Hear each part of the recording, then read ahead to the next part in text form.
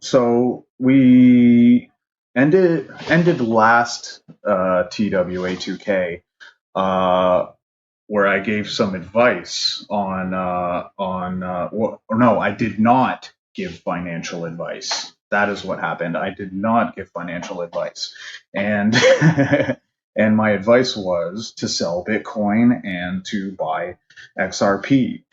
Now, little did I know the complete market would crash. But if you took my advice, my not advice, and sold your Bitcoin at that time, you would probably be thankful right now because it was the right move. And while you would have took a loss on the XRP, I still think it has more potential to provide a significant return on your investment in Bitcoin.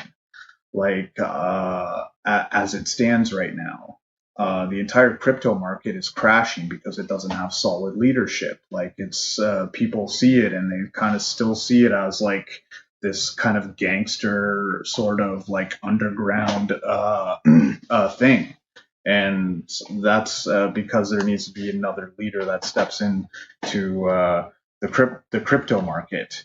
And all these fucks like Anthony Popliano and Michael Saylor. Michael Saylor's comments were literally, I'm paraphrasing here, but he's just like, sell your house and buy Bitcoin. He's saying whatever you can do to get as many Bitcoin as you can while it's at like 65,000.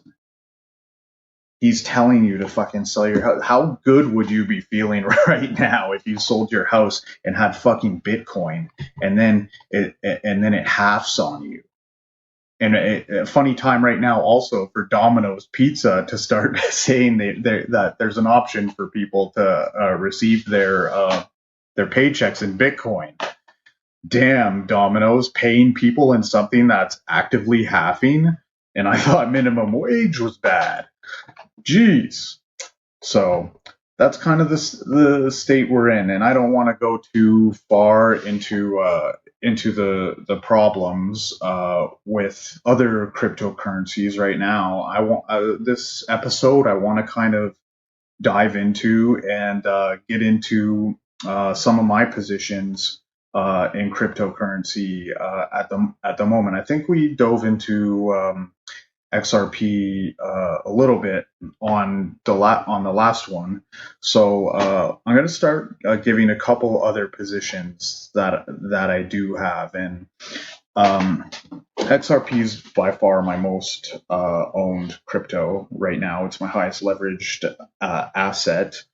And even during the crash happened, and I'm still up somewhat on it. I got my XRP at an average cost of, let's say, like 85 cents, 80 cents. I bought every piece of XRP. I bought the dip.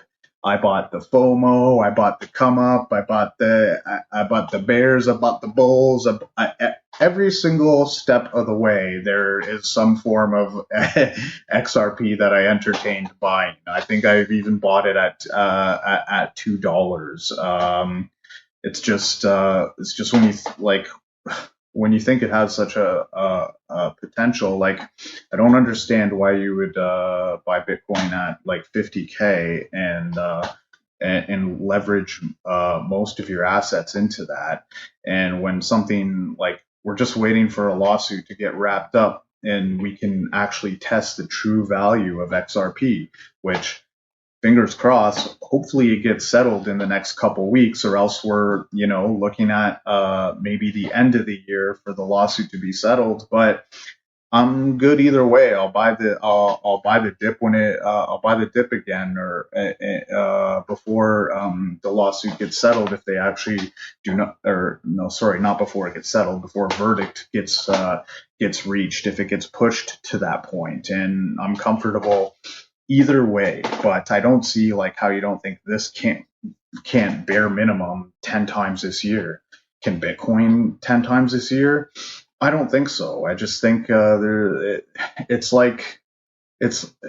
it's like the Sears right now trying to compete with Amazon. It's just like like they're way superior products than Bitcoin, and its value is largely speculative. And the whole digital gold narrative is starting to kind of fall apart too, because the reason gold is a store of value is because like it's a precious metal. Like people actually like to have it. It symbolizes wealth. Like what the like that the like owning just computer code, that's not anything like that's really important. It's just very superficial. And it really doesn't. You're not doing anything better by having it. I just think it's a highly volatile asset to be playing around with, and these people who are out there who are over shilling and overconfident in it just because of its price. I mean, crypto is a very strange place, and things can go up very fast, and things can go down very fast. And if you are advising anybody to leverage most of their portfolio into Bitcoin, you are absolutely insane at this point. Seeing how it has absolutely no utility, no use case, and it and it's just fucking it's not useful as a store of value besides superficially. Another Bitcoin problem. Why create extreme scarcity when it's not absolutely necessary? Why create an arms race when you have the potential? It's like saying, okay, instead of me getting unlimited internet, I'm gonna pedal for each gigabyte of data. I'm gonna hop on a bike and pedal out each fucking bit of data that I'm allowed to each gigabyte of data I'm allowed to have. So that's that's kind of how I see it. It's kind of seems at this point like it's going to be like the largest pump and dump in the history of humanity. Uh, like gold is a precious metal because it's a finite resource. If you can make an infinite, then why make it finite? Like the other thing people don't understand is that what did we learn from the .com bubble? Besides absolutely nothing, apparently. Well, what we should have learned is that names don't really mean shit. The reason that Google is successful is not because it had a great hype squad, okay? So these people who are insane shills, do not listen to them. Just assume everybody has their own self-interest in mind, which they do, and only listen to facts, research the facts, and you'll come to the same conclusion that you're going to be over leveraged in a very volatile asset, and that's not something that I'm going to plan on doing. So basically, after this lawsuit, we're waiting for XRP in order to see its true value. It's already got a ton of partnerships throughout the world. It's seen as a solution, not as a problem. Right now, what are you going to create an arms race for Bitcoin? What happens if China buys over half of the Bitcoin and is mining them? And what a redundant use of like computer power to just sit there and guess random encryptions until it unlocks